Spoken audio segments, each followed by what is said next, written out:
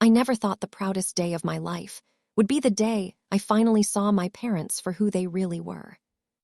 My name is Anna, and for 22 years I had convinced myself that I came from a normal, loving family.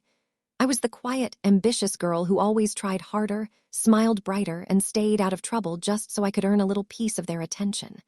My parents, Richard and Claire, were the kind of couple everyone in our neighborhood admired. Dad was a successful corporate lawyer, always in crisp suits, always on important calls. Mom was the elegant charity organizer, the one who threw perfect dinner parties and posted flawless family photos on social media. We lived in a big house with a pool, took vacations to Europe, and from the outside, everything looked picture perfect. But inside our home, I felt like a ghost. My younger brother, Ethan, was the golden child. Everything he did was celebrated. When he made the soccer team, we had a barbecue. When he got average grades, Mom would say, "He's just so busy with sports, we can't expect perfection." Me? I could bring home straight A's, get accepted into a top university on a partial scholarship, and the most I'd get was a distracted, "That's nice, honey," while Dad scrolled through his phone. The only person who truly saw me was Grandpa Joseph, my mom's father. He was the one who showed up to every school play, every award ceremony, every late-night moment when I needed someone to talk to. After Grandma passed away, he moved into a small apartment 20 minutes from us, and he became my safe place. He taught me how to cook, listened to my dreams of becoming a writer, and always reminded me that real love doesn't have to be earned. I wish I had understood earlier how much I was craving that kind of love. Graduation day was supposed to be magical. 4 years of late nights, part-time jobs, anxiety attacks in the library bathroom, and pushing through exhaustion just to make it to this moment. I had worked so hard. I was graduating with honors in English literature and had already been accepted into a prestigious writing program. I wanted my parents to be proud. I wanted them to look at me on that stage and finally see their daughter. The morning of the ceremony, I felt off. My head was pounding, my vision kept blurring, and my body felt heavy, like I was moving through water. I told myself it was just nerves. I put on my cap and gown, smiled in the mirror, and whispered, "Today's your day, Anna. They'll see you today." The auditorium was packed. The air smelled like fresh flowers and polished wood. When they called my name, I walked across the stage on shaky legs.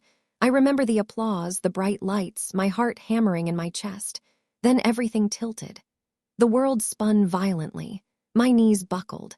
I collapsed right there on stage in front of hundreds of people. The next thing I remember is waking up in the hospital with bright lights above me and the steady beep of machines. A kind doctor was standing beside my bed, looking concerned. He told me I had suffered a severe anxiety attack combined with exhaustion and dangerously low blood pressure.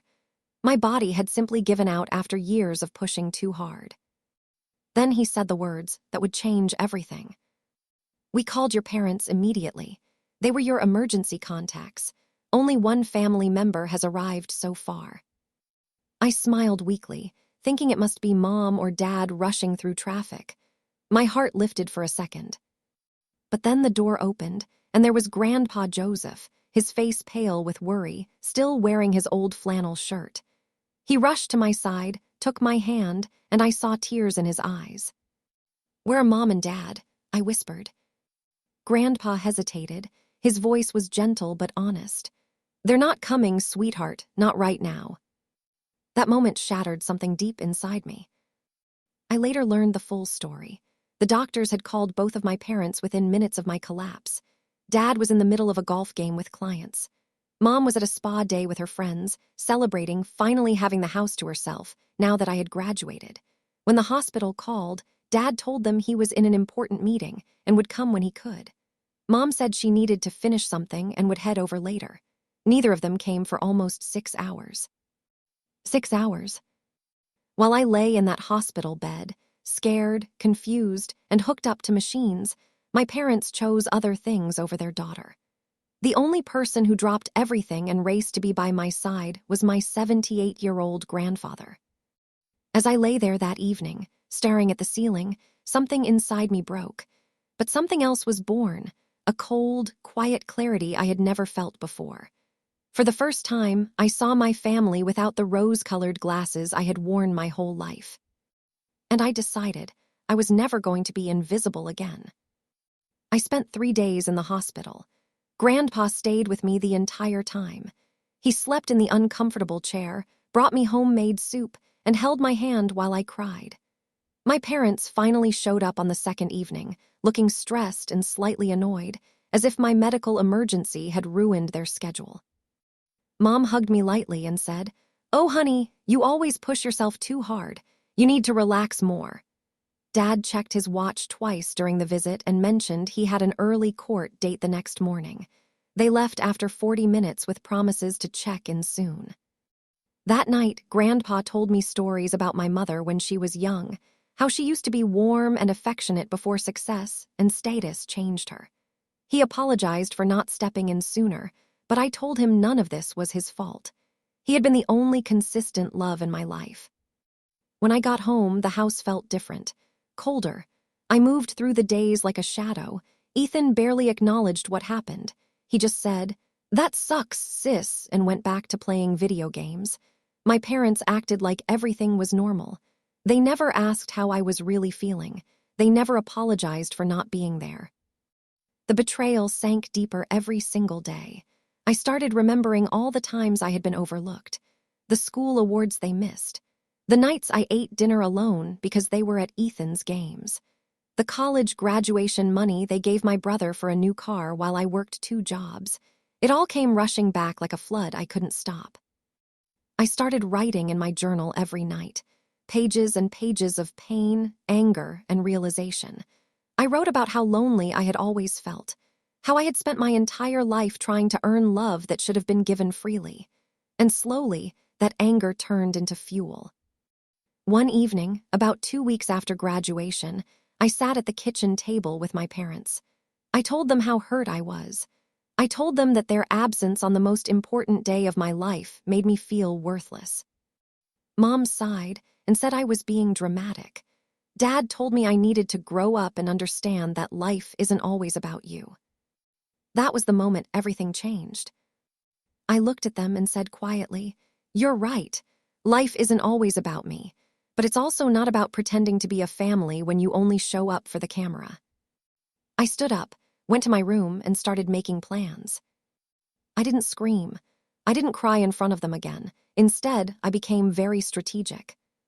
First, I quietly moved out.